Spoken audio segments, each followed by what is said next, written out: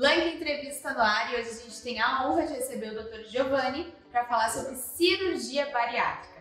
Doutor, em primeiro lugar, quero perguntar para o senhor, quando é indicado o caso de uma cirurgia bariátrica? Tudo bem? Então, no caso da cirurgia bariátrica, a gente calcula o IMC, que é o índice de massa corpórea do paciente. É um cálculo do peso sobre a altura ao quadrado, e a gente tem uma ideia do volume que o paciente tem, para saber, a partir daí, foram feitas indicações da cirurgia bariátrica. Então existe um número, sobre o peso e altura, e esses números variam. Então, assim, a partir de 35 de IMC até 40, esse paciente tem uma indicação se ele tiver alguma comorbidade. Comorbidade seria alguma doença, hipertensão, diabetes, refluxo, pedra vesícula, alguma indicação que acompanhe essa faixa de 40 para cima, esse paciente já tem indicação, independente de ter alguma doença ou não. Depois a classificação se estendeu até 50, representar o 3, de 50 até 60, é a obesidade, super obesidade, e acima de 60, em alguns casos seria super obesidade. Então, em resumo, 35 a 40 com comorbidade, acima de 40 sempre tem a indicação pelo próprio peso do paciente. Certo, porque a gente fala muito na cirurgia bariátrica sobre ter uma equipe multidisciplinar. Não é só o momento da cirurgia, tem toda uma preparação antes, após. Conta um pouquinho pra gente essa importância de toda essa equipe. Isso, todo paciente de cirurgia bariátrica, ele passa pela equipe multidisciplinar, seja particular, seja no convênio e tal. Isso sempre é recomendado e preconizado. Então ele vai passar com as especialidades, cirurgião geral ou cirurgião bariátrico. Ele passa com nutricionista, psicólogo, endocrinologista, cardiologista. Tem opção, geralmente a gente passa também, eu prefiro indicar o pneu e o otorrino também, para fazer parte do quadro completo. Alguns pacientes acabam não indicando, mas praticamente sempre eu indico todos esses profissionais. Alguns outros profissionais se houver necessidade, uma lesão de ortopédica, uma coisa vascular, neurológica, alguma coisa que precise de uma outra avaliação que não de praxe.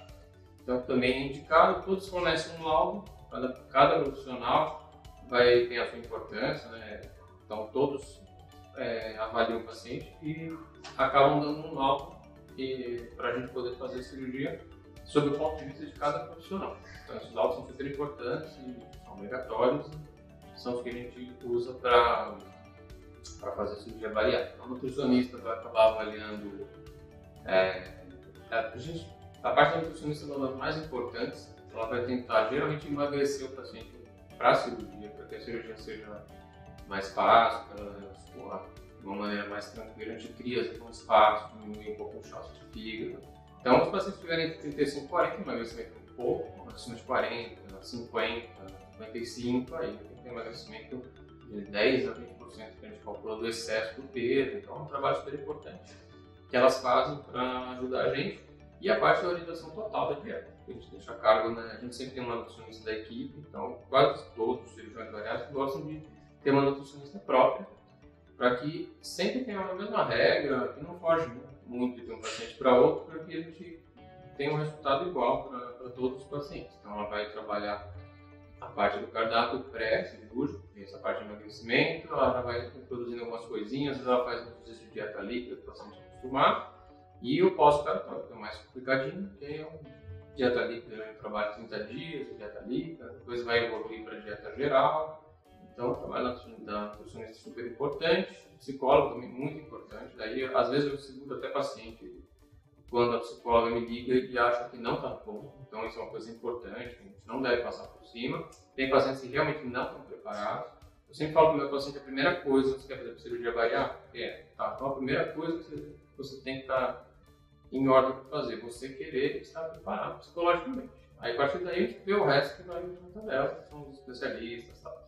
Os outros especialistas, cada um tem os seus exames próprios, é um pouco mais direto. Mas a Nutri e a psicóloga é de uma maneira mais indireta, então tem algumas, arrasta um pouquinho mais as consultas, as 4, 5 vezes.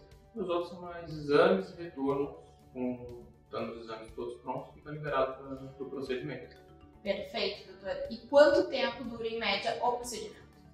O procedimento em média, assim, 1h30, 1h20, 2 horas, depende da dificuldade técnica. Então, o paciente que emagrece antes ajuda, a gente sempre bate nessa tecla, assim, não emagrece, falta espaço, não é dificuldade técnica.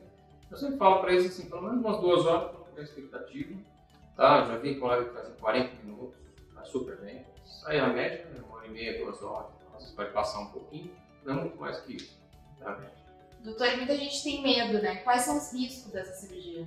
Bom, hoje, a cirurgia bariátrica evoluiu muito em relação ao que a gente fazia. Quando eu estava na residência, ainda se fazia cirurgias abertas, a gente mais acompanhava, a gente mesmo não fazia ainda. Então, o acompanhamento era muito diferente. A cirurgia aberta era uma cirurgia que dava hérnia no pós-operatório, o paciente saía da cirurgia, ficava 3 dias em UTI, com dreno, 3 dias de jejum, o jejum também atrapalha a cicatrização, né? Então os riscos eram razoáveis. Hoje tem uma média de menos de 1%, né? Sendo a técnica por vídeo, com a equipe bem treinada.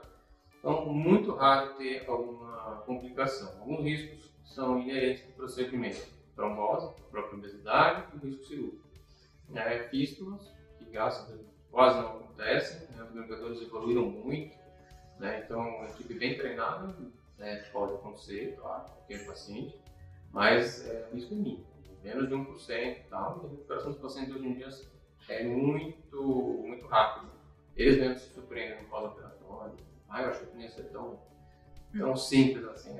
Simples não é tão simples. Dá boa recuperação, isso com certeza. Lá dentro a gente mexe bastante. E falando em recuperação, doutor, quanto tempo depois da cirurgia, né, o paciente já pode voltar para suas atividades? Então, eu combino com meus pacientes, assim, eles saem aqui do centro cirúrgico, quando chega no andar, tá, nós todas as equipes fazem isso, o paciente tem que andar, ele não fica na cama, a gente pede para sentar em poltrona, né, justamente para não ficar acostumado na cama.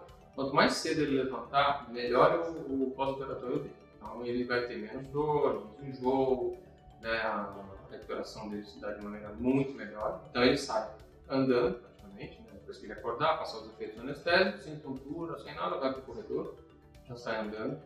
Quando ele vai para casa, a gente preconiza que ele faça no mínimo 1 hora de exercício por dia. Eu recomendo no primeiro mês mais caminhada, pouca coisa de exercício de musculação e tal, mas eu peço para fazer 1 hora de caminhada, caminhadas lentas e tal. Então é um paciente que sai já fazendo caminhadas, atividades de trabalho, eu recomendo de 10 a 15 dias para ele ter uma adaptação com a dieta. Tem uma mudança muito grande, né? Um dia ele está comendo normal, no dia seguinte está tomando líquido, então ele tem que saber que horas que toma, ele tem que colocar o despertadorzinho, cada 5, cada 10.